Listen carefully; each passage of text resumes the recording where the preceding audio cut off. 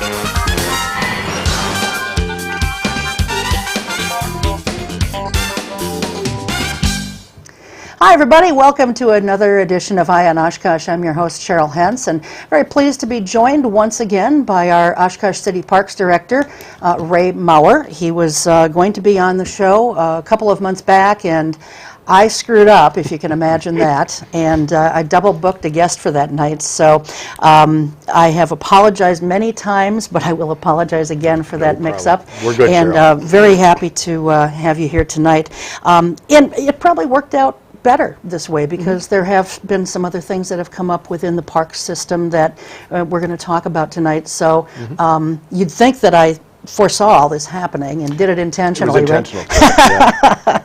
Anyway, I'm so glad that you're here. Thank you. So let's get the big issue out of the way first. Because this just started making news.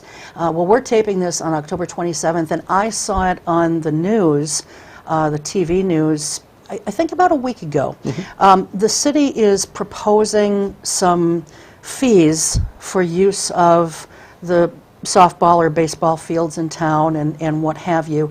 But the beauty of this show is that, as you know, you can pretty much talk until you're blue in the face, and it's not just a 20 or 30-second soundbite. So wanted to really sort of talk about that and kind of explore, you know, the whys and wherefores as to that proposal that's sort of being kicked around. So when did you guys come up with this idea, and what was the impetus for it? Well, it was actually discussed about 2 weeks ago at the Parks Board, Advisory Parks Board meeting, and the issue really stems back to over the last couple of years, mainly the youth sports programs here in the city. About 4 or 5 years ago, there were a handful, maybe 3 or 4 major sports programs in the city that offered youth baseball, softball, and so forth. And what has happened over the years is there's been, what I'll say, some internal conflicts within some of the groups, which then causes these groups to split up and start their own organizations or start their own teams, maybe a select team. And when they do so, they still turn to the city and need practice facilities and game facilities. And we're specifically seeing that with what primarily used to be the Oshkosh Youth Baseball Organization. That group, most of the younger kids now are playing in leagues and a program offered by the YMCA. And some of the older children from that age or from the OYB now are forming a Northside baseball organization. So that group has split. There's really now 2 youth baseball organizations, and unfortunately it's almost like the Northwest rivalry beginning at that early age already. So there's now a number of teams from the north side of Oshkosh that we need to try to accommodate. And I'll continue to say West Side for the OYB teams. But now the YMCA is actually picking up a number of participants in their program, which is great. We love to see the fields being used. And then we'll talk a little bit about youth softball as well, for mainly the girls' fast pitch. Again, years ago there was one primary team, the Oshkosh Raiders, Oshkosh Fast Club. And now we're seeing that again on the north side. There's a formation of a youth softball organization, and it's primarily a feeder club for these high school teams. So what's happening is instead of serving 3 or 4 main groups, we're now being asked by about 12 to 15 organizations coming to the city saying we need practice times, we need game fields, and so forth. Part of the problem with that then is when we accept requests for those fields, which we typically do very early in the spring, some of the groups are trying to do a little monopolizing of the field for their groups, and we'll get a request in for a number of fields from 8 in the morning until 8 at night, or Monday, Tuesday, Wednesday, Thursday from 4 p.m. until 9 p.m. Excuse me, but you mean one group wants it for that length of time? Correct. And it's, well, that doesn't seem fair. No, and that's, again, it's been an issue we've been trying to work about the last 4 to 5 years with these groups as we started to see this happening. And we said, we need you guys to work internally among the groups to help us get the scheduling accomplished. Or we're going to have to look at some alternatives because we can't accommodate all the user groups, especially when they're those blanket type requests for the fields. But then we also have just the general public, mom and dad or a neighborhood group that would like to get on the park facility fields and utilize those too. When we're not renting, but scheduling them for these user groups, it's very difficult for just the general public to get on an athletic field at that time. Sure. So as we started to see that, as I was saying, about 4 years ago roughly, we asked for cooperation among the groups saying, you know, we need you to work together to help us solve this problem. And we're seeing it's getting worse. Like I said, the number of teams, the number of programs splitting off, and our fields, we're not doubling or tripling the number of our fields. So that puts it back on the city. It's not a city parks issue, but it's becoming one because we're trying to accommodate these requests. Sure. So one of our proposed solutions was maybe if we charge these groups or any group that would like to reserve it for their specific use, typical to like a park shelter facility, we knew we would not be seeing these blank requests from 8 a.m. until 8 p.m. because if they were required to pay $10 per hour to reserve the field, we knew it would be a true picture of what they really needed. In addition to that, we are looking at a fee to be charged if we are going to be prepping these ball fields for league play for these teams. Again, we see that as being outside the scope of just routine park maintenance. We're specifically spending an hour to an hour and a half to try to accommodate the liming of a field, putting in batters boxes for a specific team or a specific group. And I don't feel, one, it takes us anywhere from 9 to 16 ball fields during the summer we'll be trying to maintain based on game nights and practices. And I really feel that takes away our staff from doing other things we could be getting done in the parks for a specific user group. Sure. So the basic maintenance type things that we would typically do during the week for ball field is dragging it 2 to 3 times a week to make sure that they're safe, whether it's for a user group or the general public to utilize. But again, once we start getting into that liming of the field, we're using materials, using additional staff time for that specific group, I think that's something that we need to actually do some charging for. What's the fee that you're looking at? The hourly fee for just renting a facility or renting a ball diamond, as we proposed, was $10 for an hour. Okay. I believe if we were prepping it, we would charge an additional $15 an hour. And that $15 an hour is actually a pretty good deal because early on in the summer and later in the summer, we don't have our seasonal staff members who are a lot less on the pay scale compared to our full-time guys. But early in the summer, or early in the springtime and late in the summer, we do utilize our full-time staff, and with benefits, their rates are probably up around the $45 an hour. If we can use our seasonal staff as much as we can, with benefits and everything, they're between the $10 to $15 an hour. So we're trying to work with them to keep it a nominal fee. But this really struck a chord with a number of the user groups, and if nothing else, it really brought the conversation back to the public. Sure. A lot of the user groups in the public heard the city is trying to charge more fees for these fields, but the underlying issue is the scheduling issue. It's just gotten to the point where we need these groups to work closer together and work with us to come up with a solution. So what I've been doing about the last 2 weeks is meeting individually with these representatives from these user groups saying, if we can work, and you guys can work together as groups to help us get the scheduling accommodated and help us get your field or your game schedules in ahead of time, we'll concentrate on getting your game scheduled first. And then we'll need you to work with us to say, all right, which fields does your group need or which practice fields? Not guaranteeing that we can do that because, again, Right. They're looking at some considerable time. If you've got 10 or 12 teams in some of these organizations, they're looking at consuming a field anywhere from 1 to 4 or 5 fields a night if they're doing 90-minute practices per team. Ray, if they were to be able to come together and have a meeting of the minds, if you will, and work with you guys and each other, and you backed away from the proposed fees, would that still leave enough space in different parks or fields for family use, as you talked about, or just a neighborhood group if they want to get together for some kind of a impromptu pickup game or whatever? I would say it's very difficult to get on any of the park ball fields Monday through Thursday of the week. It's the primary time when the younger user groups want to get on the fields, because typically they're either traveling for the weekend, whether it's in tournaments or league play, or the family's just out of town. Primarily they're using the facilities Monday through Thursday, really from 4 in the afternoon until almost 9 o'clock at night. So it's very difficult for the general public to get onto those facilities in the parks, and there are still ball fields through the school district that some of these neighborhood and general public could utilize. But as far as with us and our scheduling, it would be difficult. Okay.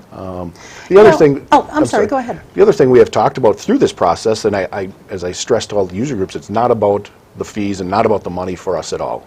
This is one solution that I think would help us to get past this, again, that blanket request for scheduling. But as I'm talking to the user groups, they're saying we have no problem if we have to pay some fees, some nominal fees, but they would like it in a segregated fund to go into future diamond improvements or diamond development. And so when that came up at our Parks Board meeting, I didn't have the authority to say, yes, we can do this. But in the last 2 weeks, I've been able to talk with City Manager Roloff, our Finance Director, and we let the council know at our budget workshop that this is coming, and we are going to recommend, if we do get fees coming in for this type of rental, that we need to set up a segregated fund. And I think the user groups understand that and appreciate that as well, because the fees that they're paying are not going into the general fund. They're going into a special fund, again, for renovations and development of future fields. So as I'm meeting with these groups, we're talking about that option, and a lot of the groups are saying, you know what, we will give our participation numbers to you at the end of the year, and we'll add $10 per participant to go into that fund. So again, it's been good dialogue. I know it struck a chord with the parents and the coaches and the organizations, but if anything else, it struck up a good conversation on we need to work together, and there's another option possibly for getting some of the fields improved. I remember many years ago, and when I say many, I'm talking, maybe around 2000 to 2002, when I was working for a newspaper, and an issue similar to this came up with the county parks relative to soccer fields. And, I don't know if it was a user fee because of a scheduling issue so much as it was, soccer fields have to be maintained in a different sort of way. I mean, I don't play soccer, never did, so I don't know exactly, and trying to draw from memory here, but that created a lot of outcry and very much, opposition to the proposals. But it did pass. And, the county parks feeling was that, hey, you're requiring extra work here of our parks people. And it's for your use, so it's only fair that you compensate the county for that extra time, that extra prep, like you were talking about. And, I think to this day that's probably still the case, that those fees are probably still in effect.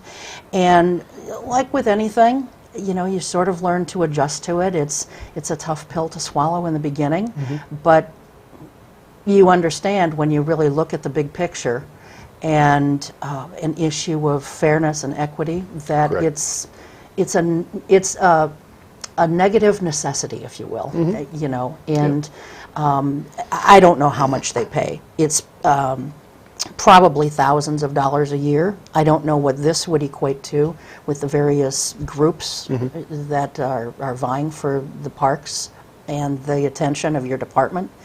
But I think it's a necessary thing if they're going to monopolize fields like they are, and especially not getting along with each other. Why are there so many different groups all of a sudden? Why do they split off like that? Is there friction amongst themselves and that's why they're splitting off, or what's the deal? Yeah, I think there's a couple of reasons, and there is some of that friction. You do get parents or coaches that aren't happy with an organization or how it's being run or operated, and then they break off and start their own group or team. But I really think it's really starting that young, where the kids are being asked by some of the high school coaches to enter into the north and the west side of how to participate in the programs and the teaching that comes through that. I'm not going to lay the blame on the high school coaches, because obviously they do certain things for reasons. Sure. But we're definitely seeing there's a lot of the northwest polarization. And from what we've seen, it's not just baseball. We had this discussion at our recent department head staff meeting, and there's a department head that has a son that's in wrestling and some other programs, and he said it's just not baseball. We're seeing it now in the younger kids in wrestling, that they want, if you're going to be going to North, here are the things that we are going to teach you, or the things that we want you to be involved with. So I think, in my mind, those are probably the two biggest reasons that we're seeing this fractioning off. It's a shame, because I've got friends who have kids, and I go to their kids' games, and you see the kids all getting along really well on the fields, right? And the parents are yelling at coaches and yelling at players, and I mean, the parents, not all, but some, seem to really be lacking that fun, sort of good sportsmanship mentality that the kids are hopefully learning, but they're seeing parents act like fools. And so it's a shame that there's so much competition attached to this. I mean, good, healthy competition is fine, but when it's creating such friction and people are yelling and screaming at each other, and that's not good, and that's just not being a good role model for kids, whether they're your own or someone else's. And I think some of it comes back to what we're seeing, not only here in Oshkosh, it's happening across the nation, where it's more of a specialty sport, whether you want your child to excel in baseball or soccer or the basketball. You've got basketball programs going on year-round now. So I think that's a big part of it as well, this sport specialization that the nation is seeing all around. So Okay. So when do you think that this, I know budget time is kind of going on already, when will a decision be made on this then, Ray? What I'm trying to do is actually, in my meetings with these user groups the last 2 weeks, what I'm trying to do is get a workshop with all the user groups coming into one meeting room with me, and hearing, again, this message that I've been sharing all along, that it's all about the scheduling, and it seriously is. What I'm hoping is within the next 2 weeks, we will be able to have that closed-door meeting and say, here's the option that we came up with as the Parks Department and the city. Let's talk about different options. We've had some of the user groups come in and are willing to work with us and come back with some ideas. And so my hope is to have that done in the next 2 weeks. The Advisory Parks Board, their next meeting is the second Monday of November. I believe that's November 14th. They had asked at the last meeting for some more information and to have a workshop with these user groups. What I'm trying to do is get some kind of a resolution before it comes back to the Parks Board. I don't want to see them get bogged down in this type of an issue. If we can get it handled with the bigger groups. So the Parks Board meeting on November 14th, hopefully we'll come back with some modified proposal.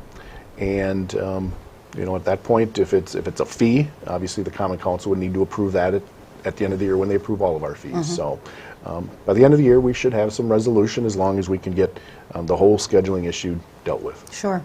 Well, I'm typically not in favor of additional taxes and additional fees, but, like with anything, and I've got no skin in the game. I don't have children, and I'm not using the fields, but, I just feel like when something requires so much of the city park system and it requires so much prep, a nominal fee probably isn't a bad idea, irrespective of the fact that you've got some of these other internal conflicts going on. Yeah, and these fees aren't unusual. We did have Trish from my department did a survey of communities throughout the Fox Valley and also around the state, and it's it's almost unusual not to have some type of fee like this. And I'm not saying we have to do it because everybody else does. That's not the reason again. But it is not unusual to have these type of rental fees. And one of the reasons is to alleviate some of these concerns that we are seeing right now. Well, sure, and you know, I don't have to tell you, nor do I need to tell the audience, but you know, I will. Budgets are always at a governmental level, whether it's city, school, county, state, you know, budgets are always strained. And they're getting more and more strained with every year as things continue to rise. So, you know, it just seems to me that this would help kind of offset even just a little bit some of the expenses that your department is seeing. And that's why I'm happy that the majority of the user groups understand that it's going to have to be a public-private partnership to improve the facilities or to develop new ones. So, as I said in our meetings, they're coming forward essentially volunteering, saying we will add on a $10 fee or whatever that fee might be to their participant charge that they have for their group, as long as it goes into that segregated fund for the fields. I think that's the big thing, and for us to make improvements, it's going to happen that way. Sure. So, you know, it's hopefully a solution that we can work through. Sure. One thing, as long as we're on the subject of fees, your department oversees the Leach Amphitheater, right? Yes. So I am trying to think how many years that's been there now. Probably about 11 or 12. 2006. So Okay, so yeah, 10. 10-ish. You know, one thing that I had talked about from the time it was built was a facility user fee of 50 cents per ticket or whatever. I mean, it's not uncommon at all for that to happen. I don't care whether you go to the Grand or you go to the PAC in Appleton, you know, any place really that has shows has a small, and it really is small. I mean, if it's 50 cents, that's nothing, you know. And I just feel like at some point there's going to have to be maintenance done at that place. And when it's done, when it needs to be done, it's going to be a huge expense possibly, you know, and if you had a little kitty set aside, you know, that would help to offset some of those expenses. It's never gone anywhere. Before you get too far, Okay. there actually is. There is such a Is fee there? established. However, Okay. it's only for-profit events or for-profit organizations that Okay. have a show there. I believe it's in the municipal code that a for-profit event, they would be required to pay $1 per ticket sold or per admission. So Okay. it is in there, but the problem is we don't have a lot of for-profits. Right. Since I've been here since 2010, we have not had a for-profit. Right. It's the non-for-profits. Waterfest is a not-for-profit as well. So That's my point. So you've got all these nonprofit groups using it, and they are using it for the majority of the time that it's being used, and yet there's no fee attached to that. there is a rental fee. Okay. So and Does it's- any portion of that go toward offsetting maintenance at some point? The leach budget is actually what I consider an enterprise fund. So it's not in the general fund. Okay. So all the revenue stays within the leach operations, and the majority of the expenditures are within the leach budget as well. Okay. So the rental fees do stay within the leach budget and that account, and it's getting more and more difficult to keep that maintained and stay within our budget, and so yeah, I don't disagree that we need to look at some alternative funding there, but we do charge rental fees based on if it's a wedding or a corporate picnic or a not-for-profit. So it goes anywhere from $100 to $500 to $1,500, up to a for-profit event is $5,000. Okay. So, I was just told we've got like 2 minutes left. Wow. I mean, I can't even believe it. We haven't talked about and I can Sawdust always Days come or back, you know that. I know. Let's real quickly talk about dogs in the parks, because that's something that has been done recently in certain parks where they have trails and so forth. What has your office, I thought it was a great thing. I've talked to so many people who love it. What have you heard from the general public so far? Is it working out? I would say we've heard 5 to 1 positive remarks. Okay. We've had a few people call saying, first of all, they started inquiring if dogs are now allowed. And as you said, it's only parks that have trails through them, and that's about a dozen of our parks. But as far as the comments go, we've gotten a few that there's some issues with whether it's pet waste or not being on a leash, because the ordinance states they must be on a leash 6 foot or less. They must pick up their pet waste. But I would say, talking to Trish, who answers all our phone calls, it's been overwhelmingly people calling saying, thank you, it's time. But we'll continue to monitor that. As you know, it's about 50-50. For the last number of years when we've heard from people, it's either you like them or you don't. So I would say it's been positive. Okay, excellent. The other thing I want to touch on just ever so quickly is Sawdust Days, and animals attached with that exhibit, if you will. I was kind of instrumental in getting some of the animals, the primate exhibit, not allowed in the parks this year. I want to work with you in the future on trying to establish if there's going to be animals there during that event, and that event is still going to be in the city parks. I'd love to work with you and Trish and the department to try and have some humane rules in place that help protect the animals as well as protect the public. You know, because when something happens with an animal, invariably it's always the animal that pays the price. And so, you know, I'm just kind of opposed to those things anyway. But well, and we need to be cognizant of what's happened around the country, whether it's at a zoo or at an event where you do have those animals for public health and safety. We saw it just yesterday with a tiger in the news. So anyway, yeah, let's have you back maybe right after the first of the year or something, and we'll talk some more about this stuff. But I definitely want to work with you guys on the Sawdust Days thing. Good. So thanks so much for being here. Thank you. We're going to take a very short break, and when we come back, we'll be joined by Dave Kersztyn. He's the president of the Military Veterans Museum here in Oshkosh. We'll be right back. If you have expired or unused medication, don't flush it, pour it down the drain, or toss it in the trash. Safely dispose of unwanted or expired medications at the drug drop box located inside the Oshkosh Police Department. It's convenient and anonymous, safe and secure, and it's open to everyone 24/7. Drop off your prescriptions, over-the-counter drugs, pet meds, and more. Keep drugs out of the reach of children and out of our water supply. Dispose of unwanted or expired medications at the drug drop box. For more information, visit the Oshkosh Police Department website at oshkoshpd.com. Looking to give back to the community? Want to help fight hunger in the Oshkosh area? You can by donating food, your time, or your money. The Oshkosh Area Community Pantry needs more than 250 volunteers to operate and can always use new faces to help with a wide variety of tasks. The pantry cannot do it without you. Please consider helping fight hunger in Oshkosh. For more information, visit us online at oacptoday.org. That's oacptoday.org. It's not just what you say, it's how you say it. It's said that a narrow vision is divisive, a broad vision expansive, but a divine vision is all-inclusive. Welcome all groups of citizens working for the greater good of the community. Speak your piece and be inclusive. The Oshkosh Civility Project is a community-based effort. More information at oshkoshcivilityproject.org.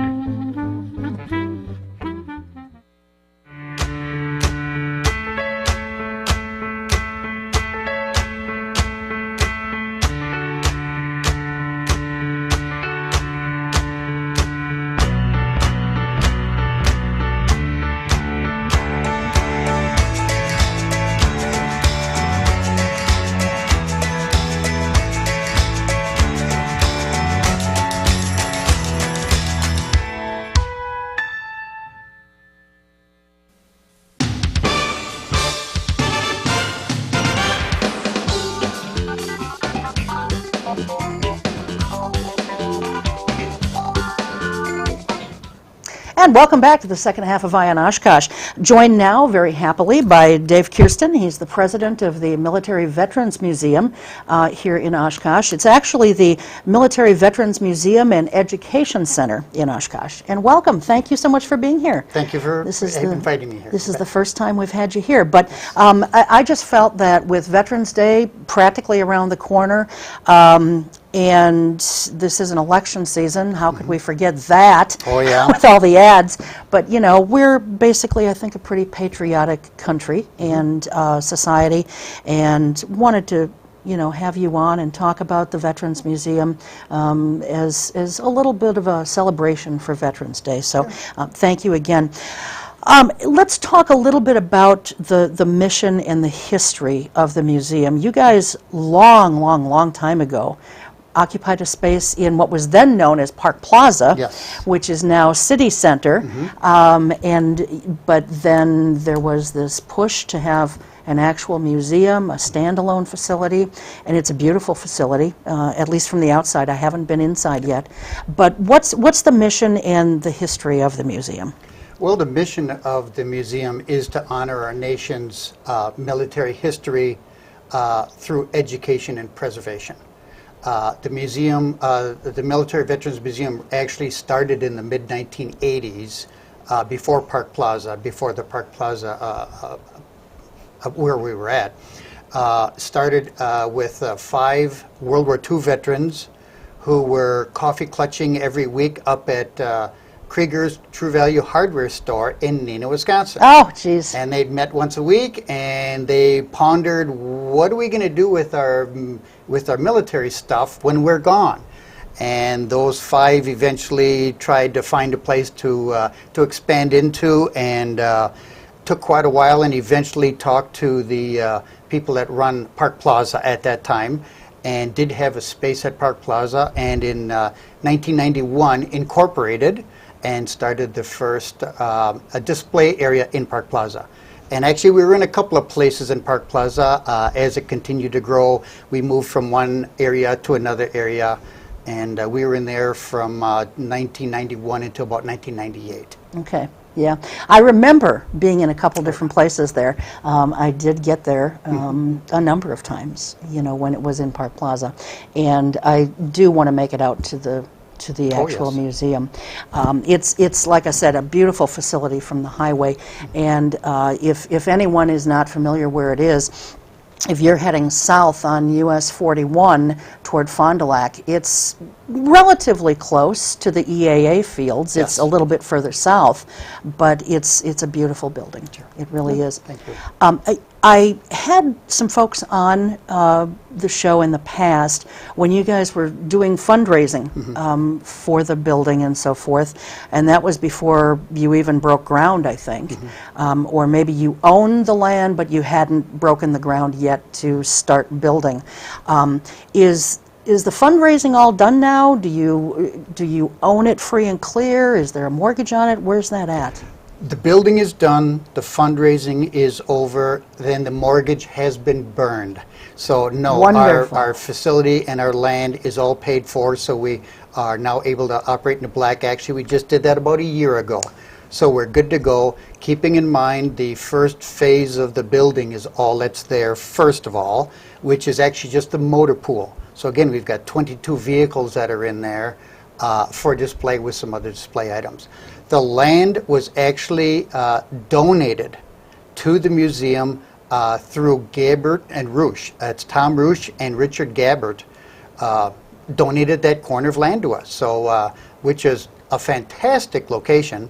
And then the majority of the building was actually monies were donated by the John E. Kinzel Foundation, hence the name John E. Kinzel Motor Pool.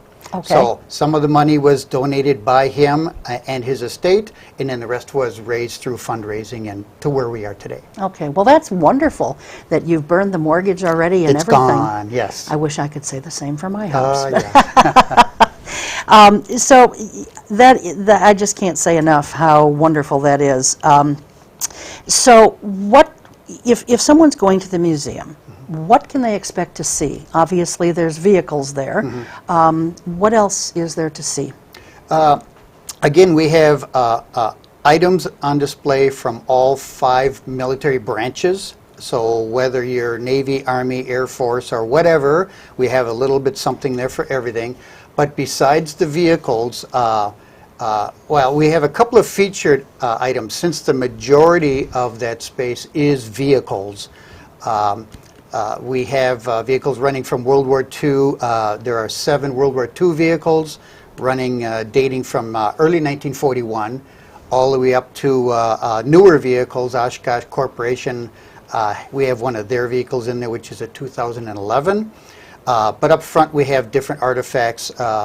We have, there's a piece of the USS Arizona is in our Navy area, and we have quite a bit of posters and photographs explaining and showing the December 7th Pearl Harbor event. And we've got a little bit of everything in there, a little bit from each branch. Okay.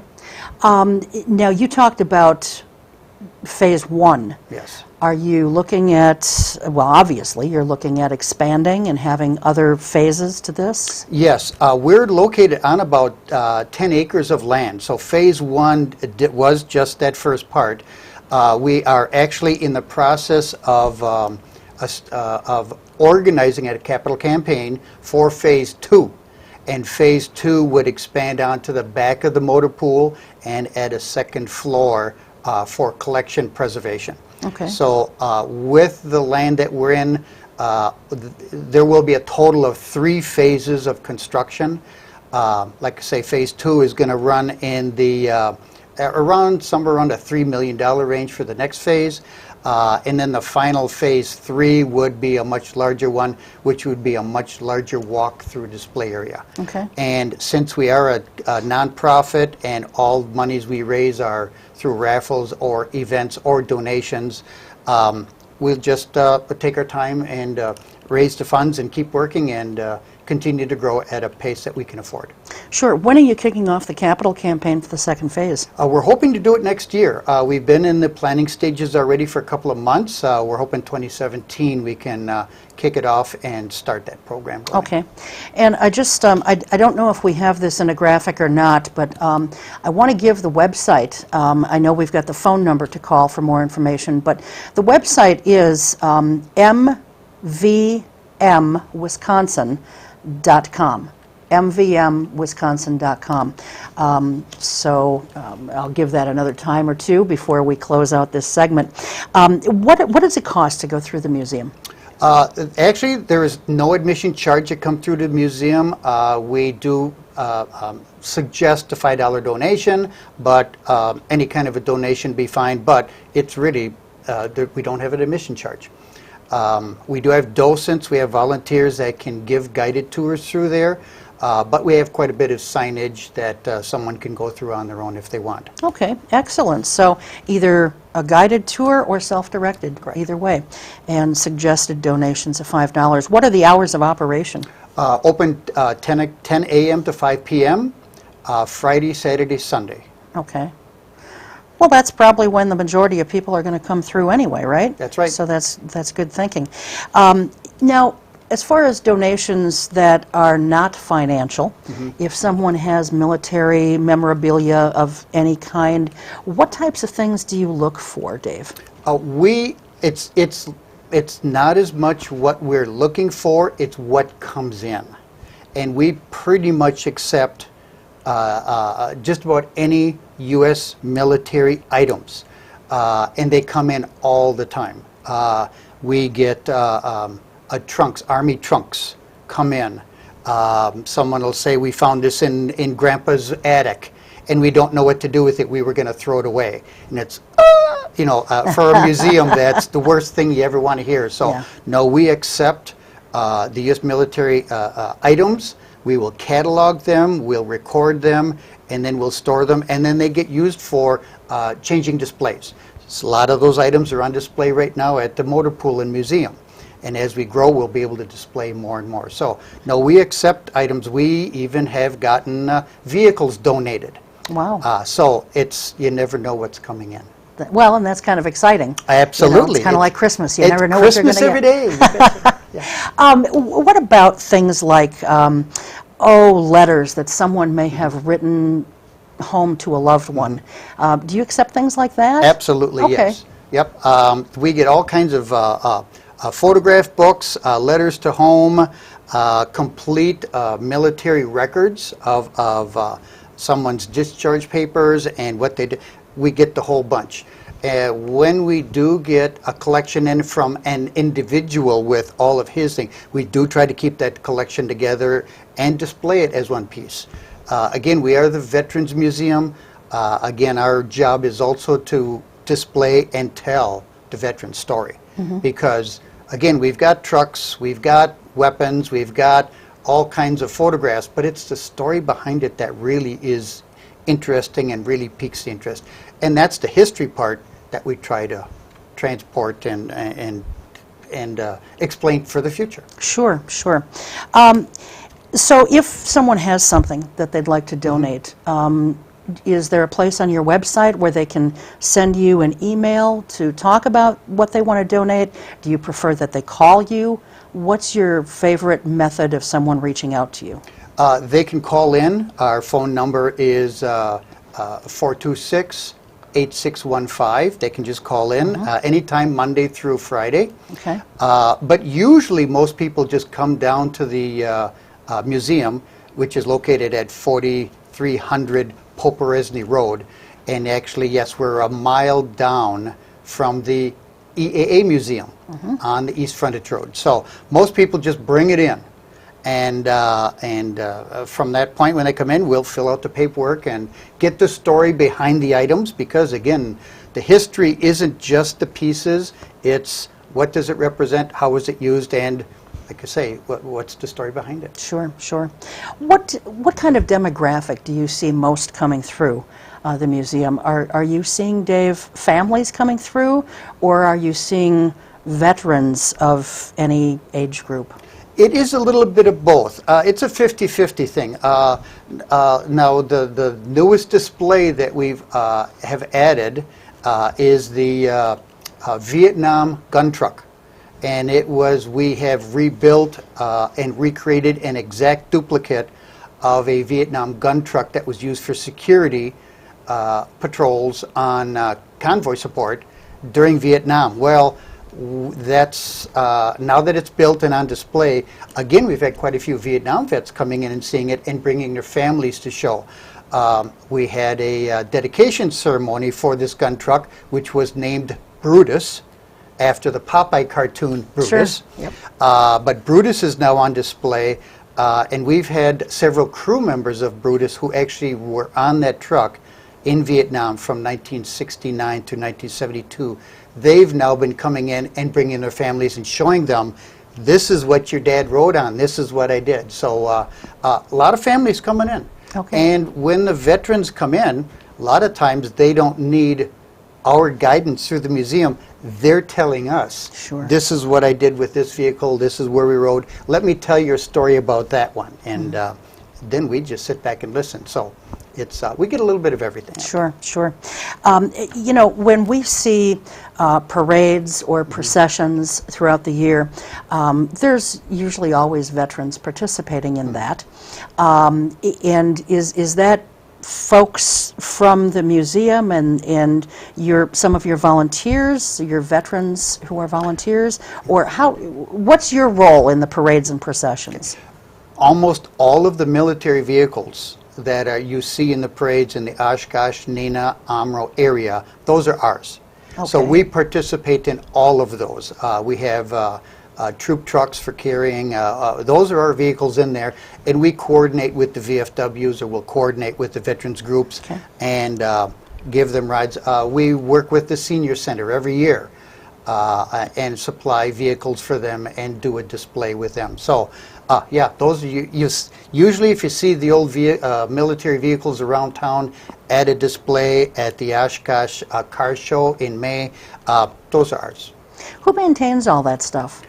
We do. Again, we're all volunteers, and every Thursday night from 6 o'clock until 10 o'clock at night, we have a group of volunteer mechanics that come in, and we change the oil and change the tires and keep them all running. And now that the big summer season is winding down, we are now making up our maintenance lists of what we all have to do through the winter time. So nope, we take care of our own stuff, and we buy all our own parts and keep them running. And literally we're starting to get things ready for and lining up items for our 2017 season.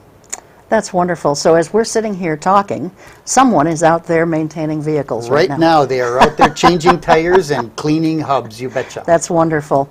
So do you guys have, I know you said a couple of times now that you're all volunteers. Do you also have volunteers who go out and speak at different functions or events, much like you're here visiting us tonight? Yes, we have an outreach committee, and we have one person in particular that goes out and does the school groups. So we get requested to come out, especially through the Veterans Day, through this time of the period, and in the Memorial Day at the end of the school period. We'll go out and take some of our items out there and display and tell a story. We have duffel bag program, as we call it, and we've got a duffel bag, what the typical GI would be carrying in World War II. So we have a World War II duffel bag. We also have a Korean War duffel bag, and we have a Desert Storm or late model. And go out and tell the kids well about it, how it works. And we also have school groups that come into the museum for history lessons.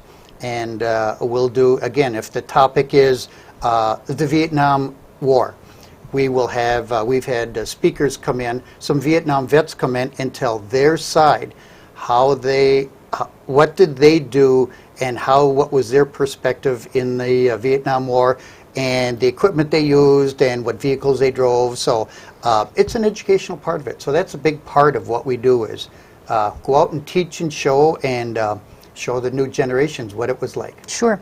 Now, do you have different things at the museum all the way through even our current conflicts in the Middle East? Yes, we've got from the Civil War, we got Civil War items all the way up to the Gulf Wars. Okay. So a little bit everything in between. Usually when the school groups come in, they will say, we're studying the Civil War. Well, then we'll set everything up, and we've got the uniforms, and we've got the weapons, and we've got the maps on how it works. So we'll set up whatever topic they need. So we're prepared for just about any of them. Okay, that's excellent. You know, I want to talk a little bit about respect for the flag. Mm-hmm. You know, when I go to parades or processions, or I see even the national anthem at games, mm-hmm. whether you're there in person or whether it's on TV, you know, I come from a military family. Mm. All of my relatives were in some branch of the military. My father was in the Korean War. So my brother and me learned at a very early age, my brother and I learned at a very early age that, you know, there's a lot of respect for the flag that needs to be shown or should be shown. Mm-hmm. And if you're a veteran or a scout, you salute the flag when it goes by. Mm-hmm. And if not, you put your hand over your heart when yes. it goes by. I don't see that being done by a whole lot of people these days. And, you know, that makes me a little sad. Mm-hmm. And then we've got, you know, one particular athlete who won't mm-hmm. even stand, yeah. you know, and I don't want to get into a big discussion about that, but I just feel like, you know, if you don't want to show patriotism for the country and for our flag that demonstrates our freedom, mm-hmm. then go to some other country and don't stay here and earn these exorbitant fees right. that you're earning playing ball in this country. Right. That's just my own personal opinion. He's not solving anything by sitting, mm-hmm. you know, when the national anthem's played or the flag goes by or whatever. Mm-hmm. He could make more use and make a bigger statement mm-hmm. by just giving back some of his money to the communities that he's trying to help. Yes. But I digress. So how does it make you guys feel when some of the younger generation, and I say some because it certainly isn't all, mm-hmm. When some of the younger generation, whether they're teenagers or even into their 30s, mm-hmm. you know, or 40s, when they're just not paying that respect to the flag? When the school groups come in, we do explain what the flag represents, how to properly handle it, how to properly fold it. However, it's just too bad that a lot of the public hasn't been in the military, doesn't know what it represents mm-hmm. to the veterans. I mean, we have vets that have fought and died for that symbol. Mm-hmm. And all of us who were involved, that's a major part of what we're doing it for. That represents the freedom we're fighting for. It is an important symbol, and we just got to teach these kids and others what it really represents. When you disrespect the flag, you're disrespecting hundreds of thousands of veterans. Again, I know in the football field, I suppose that he's trying to get the message through the country that I'm trying to get a message across, but he's really hurting the veterans. We all, I mean, you're hitting a sore spot. So yes, when the kids come through, we do everything we can to explain why we honor it and what it represents. So, do you also teach people when they come through about, you know, the proper ways, not just to fold the flag, but to display it and so? Absolutely. Excuse me, and so forth. Yes, how to display it, when to salute. So, oh yeah, we run through the whole process, and also at the end, when you have a tattered flag and when a flag needs to be retired, there is a proper way to dispose of the flag. And for right now, our museum does accept if you have ripped or torn flags, you don't throw them away in the garbage. Okay, they need to be. There is a proper procedure for retiring an American flag, and for now, bring them to the museum. We will take them and we will properly dispose of them. So yeah, again, it's respecting the symbol, respecting the flag and what it represents. Sure. And I had a cousin who, you know, lost his life in Vietnam. A very, very young man with a 6-month-old son. You know, like I said, military service runs through my entire family. And just to share a little personal note, like I said, my father was in the Korean War. He passed away in August of 2015, and that honor guard that was at his funeral, you know, it always hits a chord in me. That is a very, it's sad, and yet it's so honorable what you're feeling, you know, and the service that they provided to the country and its people. But when it was for my own father, it was especially heart-wrenching and yet extra specially proud. The other thing that was very, very nice is when we found out that he was terminal. He had been on a waiting list for the honor flight. And we talked to them, said, hey, here's the situation. And those folks, Dave, were wonderful to work with. Not only were they good enough to bump him up so that he could take the flight before he passed, but they bumped up his military buddies also. So they all got to make the trip to Washington, D.C. together. And I'm just so grateful that they did that so that he could experience that before he passed away. And my brother was his honor guard that went along with him, and so it was a great bonding experience for them, and just a wonderful tribute to the veterans who have made very big sacrifices, and some the ultimate sacrifice, like my cousin. So I just, you know, what branch did you serve in? I was in the Army, and I was part of the Vietnam draft in the early 1970s. So I was part of the Reserve Officer Training Corps, and only in for a couple of years, but I was in the drawdown of the Vietnam War, so I never got deployed and never got that far. They draw down. So my Army experience was pretty short, but again, that was a different time. I'm glad we are able to honor our vets and do what we're doing to our vets today, because back during the Vietnam War, our vets were not were disrespected. We're not honored. I'm glad what we're doing now, and boy, that's a big part of why I'm doing this here too. So it's a good thing too, and to get the new generations knowing what their dads or what their uncles or what their relatives did.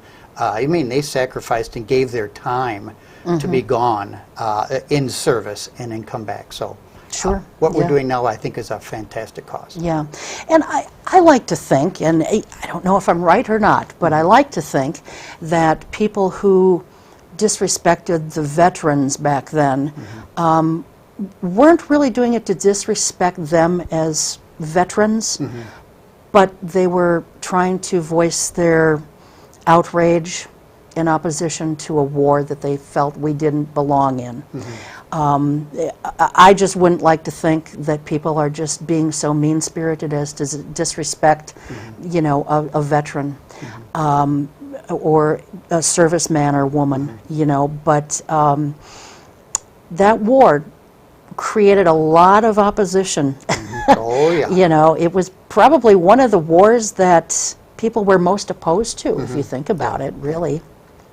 So, well, we're quickly running out of time here, but, you know, if you could say one thing to folks about either military service or the museum, what would it be?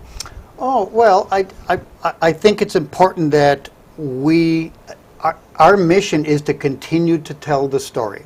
Again, to come down to our museum, we've got a couple of major displays down there. We have this Russian World War II tank that was actually arranged during the Gorbachev, by President Mikhail Gorbachev, during the Gorbachev-Reagan peace talks. Coming down and hearing the story behind that, and that tank is a rolling war memorial dedicated to the U.S. and Russian troops that fought together World War II. It's the story behind it. Come down to the museum, we can tell you more about it. The other items on our display, there's a story behind every item down there, and that's kind of the important part in telling what our veterans have done and keep the history alive. Sure. And I just want to mention one thing, too. You mentioned about the draft. You know, I think it's a little known fact that even though we're sort of, I hate to say we're in peacetime, because we're not technically at war, and yet we do have a lot of conflicts going on. But even though the draft isn't used at this time in our nation's history, it's still a law for males when they turn 18 years of age to register with the Selective Service. Correct. And I don't think that a lot of people are aware of that. Oh, So, you know, if you've got someone in your family who is 18 years or older and who hasn't registered, they need to do that. It is the law. So I just want to thank you so much, Dave, for being here, you know, and thank you again for your service, both to our country and to the military museum here in town. I hope that you have a happy Veterans Day, and thank you again for your service from all of us here at Ion Oshkosh. I also want to remind folks, separate from all of this, that Ion Oshkosh is now on the radio. There will be some unique shows, and some will just be repeats of what we do here on TV, but you can hear Ion Oshkosh, the radio show, at 101.9 if you're here in Oshkosh. Otherwise, if you're out of the area and would like to hear it, because there will be some shows that are unique and not at all repeats of here. So if you'd like to hear them, just send me an email at ionoshkosh@gmail.com, and I will be happy to send you a link of the shows as we get them recorded. So that's going to do it for us. We will see you next time. Thanks to the crew, thanks to my guests tonight, and thanks to you. Until we meet again, you take good care. Keep your eye on us. We've got our eye on Oshkosh, and have a happy Veterans Day.